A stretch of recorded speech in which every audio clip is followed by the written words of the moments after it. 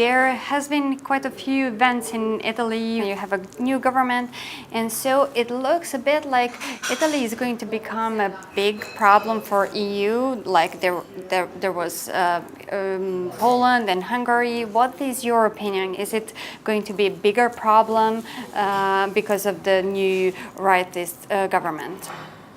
Well, I'm a bit cautious in expressing my opinion because it turns out that whenever we think that we understand what is going on, then things are changing dramatically. Mm-hmm. My feeling is that our new government is sort of testing, the reactions, sort of trying out different strategies, creating outrage, provocating, in order to gain some advantage, especially on the field of immigration, which, as you know, has been always like a hot topic in Italy. Do you think this government might want to take Italy out of the EU, like UK with the Bregzit?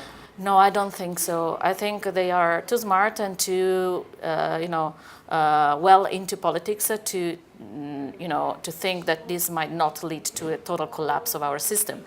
However, I think that their strategy involves pushing as much as they can on the European front in terms of creating new alliances, in terms of rediscussing, whatever is on the table right now. But I don't think this is going to lead to a Brexit. And what are the first reactions from the people? Because usually, also with the Brexit, we've seen a situation when people voted, like majority of people did vote for Brexit, and then reactions were negative after the results. And also, I'm interested, what are the first reactions to the politics and policies that our new government is presenting now? If you look into what's happening in Italy right now, you realize that we just had an electoral turnout for local elections, and the League, Matteo Salvini's party, has gained enormously, especially in central Italy, where I live in Tuscany. They conquered cities which have been historically aligned with the center-left parties. That came as a bit of a shock to the left-wing supporters, but again, if we had studied carefully what was going on the ground for the last, decade or so, we would have realized that it was about time for a political change. Again, nobody thought that it would be such a massive swerve to the center-right, but it was in the air. I think people who were astonished by this development in Italian politics were people who had lived a bit in a bubble. Because that it was there, it was about to happen. What was there? The thing that populistic talks were gaining traction.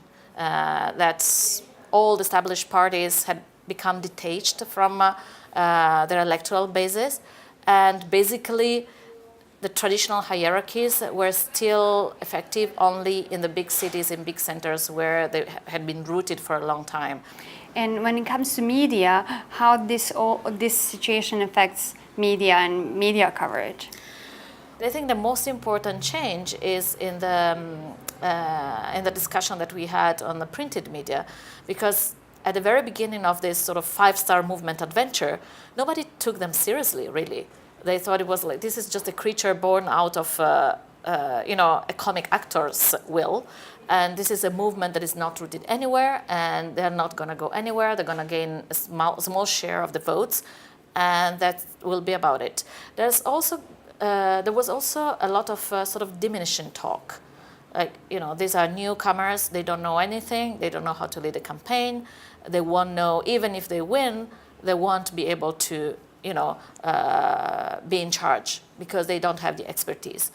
Now, of course, the situation has completely changed. And when it comes to fake news and disinformation, so I would say that countries with populist governments, they are good soil for fake news and disinformation. So what do you think? Is it that going to happen in Italy now?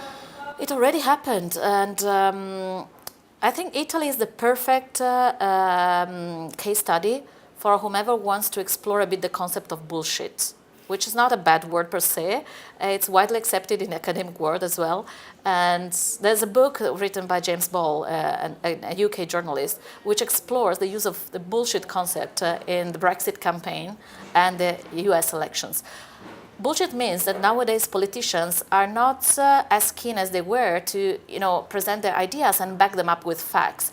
The facts could be misleading, they could be framed in a specific way, but nonetheless, the idea was like, I tried to sell you my truth. Now, politicians increasingly care less and less about, having a truth to sell. They sell slogans, and slogans are, empty. It's sort of hot air balloons, as long as they impress the public. And they might say white one day and black the following day, and nobody would care. And we see it consistently in the Brexit campaign, in the famous numbers of the, those millions going back to the NHS. They were contested immediately, but Nigel Farage didn't back up. They just waited for the public to forget about it or to, jump on the next bandwagon and jump on the next number. Italy is perfect to this extent, and we've seen it consistently. These politicians, this new generation of politicians are using slogans, pre-cooked ideas that don't need any backup in terms of data and facts, no backup whatsoever. In the end, what should we do? You're a media expert, you're a journalist, you're also been researching fake news and disinformation. So I would like to ask you to give us like one example of what we are doing wrong, and also what is some good example that we could do that could work, at least that we know that it has potential to work against the fake news and disinformation.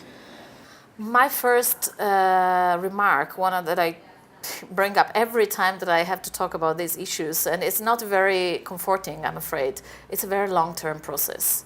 Because this situation, fake news, it's not the problem per se, it's a symptom of this erosion of trust in sources of authoritativeness, be it politics, politicians or institutions, be it the media.